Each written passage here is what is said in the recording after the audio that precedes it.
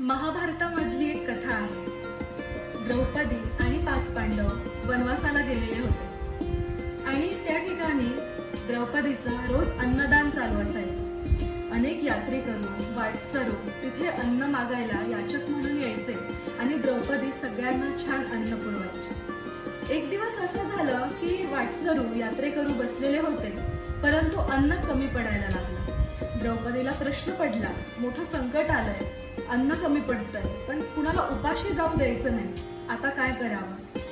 द्रौपदी श्रीकृष्णांची निस्सीम भक्त होती आणि तिने धावा केला श्रीकृष्णांचा. श्रीकृष्ण गोविंद हरे मुरारी तिने नाव घेताच भगवंत तिथे हजर झाले. भगवंतांनी त्या संपत येणाऱ्या पात्रामधला एक दाणा खाल्ला आणि सगळं पात्र अन्नाने भरून गेलं. त्यावेळेला श्रीकृष्ण द्रौपदीला म्हणाले की तू काळजी करू नको, हे पात्र आता अक्षय झालेलं आहे, हे पात्र आता कधीच क्षय होणार नाही, तुझं अन्नदान हे आता असंच चालू राहणार.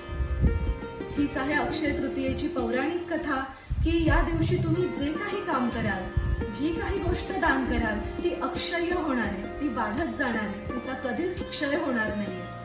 आपल्या सगळ्यांना अक्षय तृतीयेच्या खूप खूप शुभेच्छा. रामकृष्ण.